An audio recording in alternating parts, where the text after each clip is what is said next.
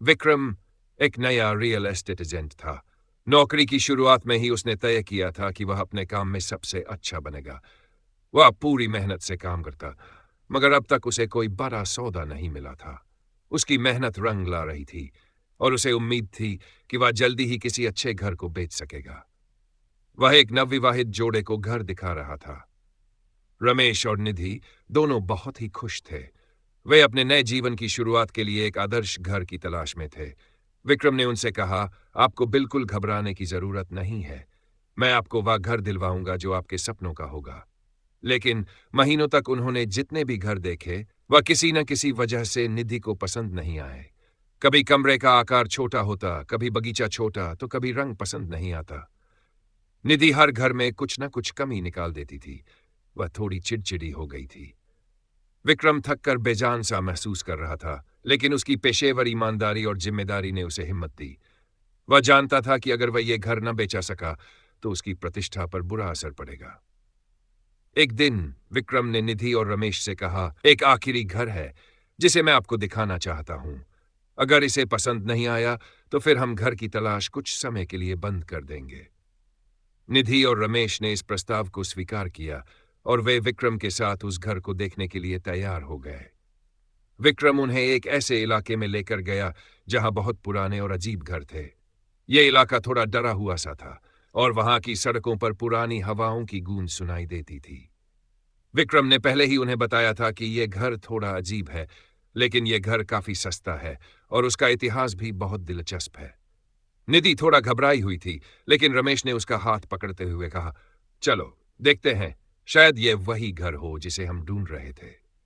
जब वे घर में पहुंचे तो विक्रम को महसूस हुआ कि घर की अजीब सी खामोशी उसे भी एक तरह से चौंका रही थी। घर में अंदर घुसते ही एक ठंडी हवा का झोंका आया। दीवारों पर धूल और जाले चढ़े हुए थे और फर्श पर पुरानी लकड़ी की आवाज सुनाई दे रही थी, जैसे घर खुद कुछ कहना चाहता हो। विक्रम ने कहा, देखिए, यह घर थोड़ा पुराना है, लेकिन इसकी कीमत बेहद कम है। निधि ने अंदर जाते हुए कहा, यह बहुत डरावना है विक्रम, मुझे नहीं लगता यह घर मुझे पसंद आएगा। लेकिन जब वे घर के अंदर पहुंचे तो निधि ने एक गहरी सांस ली और फिर किसी अनजानी ताकत के तहत वह घर को निहारने लगी। उसकी आंखें किसी अजीब सी चमक से भर गई थी और जैसे वह घर के हर को पहचान रही हो। विक्रम, यह वही है, वह अचानक बोली। यह वही घर है जिसे मैं हमेशा से चाहती थी। विक्रम हैरान होकर उसकी ओर मुड़ा। क्या तुम ठीक कह रही हो निधि? विक्रम ने घर को फिर से ध्यान से देखा, लेकिन घर में किसी प्रकार का बिकाऊ बोर्ड या विज्ञापन नहीं था, न ही वह घर किसी सूची में था। विक्रम ने फिर भी कहा, ठीक है, मैं इसे जांचता हूं। विक्रम ने इस घर के बारे में जानकारी जुटानी शुरू की। उसने पता किया कि यह घर कुछ समय से बिक्री पर था, लेकिन किसी ने इसे खरीदा नहीं था। खास बात यह थी कि यह घर काफी समय से बिना खरीदार के पड़ा हुआ था।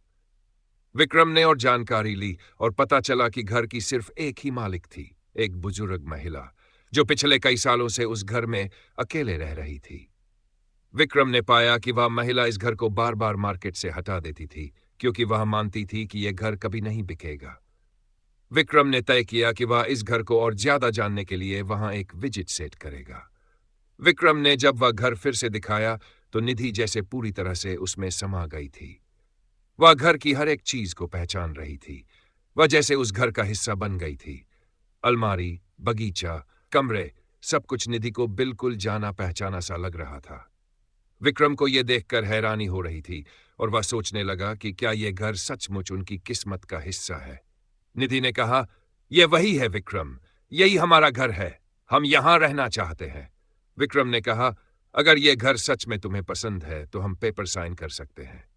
आखिरकार वह दिन आया जब यह नवविवाहित जोड़ा अपना घर लेने के लिए पहुंचा।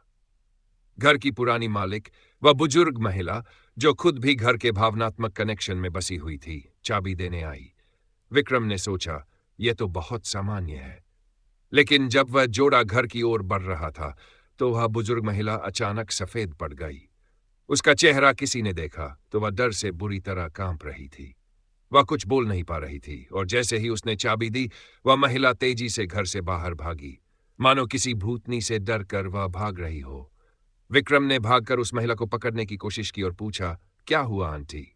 महिला बुरी तरह कांपते हुए बोली, वो महिला, वही है। पिछले 1 साल से वह इस घर में भटक रही है। वह कभी नहीं मरेगी, वह इस घर की आत्मा है।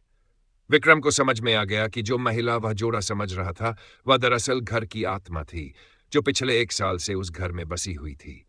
वह दुल्हन थी, लेकिन उसके लिए घर छोड़ना और किसी दूसरे के हाथों में अपना घर सौंपना एक मरे हुए आत्मा के लिए संभव नहीं था। विक्रम ने कभी भी उस जोड़े से संपर्क नहीं किया। वह घर आज भी वही खड़ा है और अब किसी ने उसे खरीदा नहीं। विक्रम जान चुका था कि कुछ घरों की आत्माएं कभी नहीं जाती। वे हमेशा के लिए उस घर के हिस्से बन जाते हैं, जिन्हें वह कभी नहीं छोड़ सकते। विक्रम ने अब तक उस घर के बारे में बहुत सी अजीब बातें सुनी। कभी कभी लोग कहते हैं कि वह महिला अभी भी घर में बसी हुई है। जो भी उस घर के पास से गुजरता है, उसकी आंखों में वही खौफ महसूस होता है। विक्रम ने अब तक ये जान लिया था कि यह सिर्फ एक घर नहीं था, बल्कि एक आत्मा थी जो कभी भी मरेगी नहीं, हमेशा उस घर के अंदर कैद रहेगी।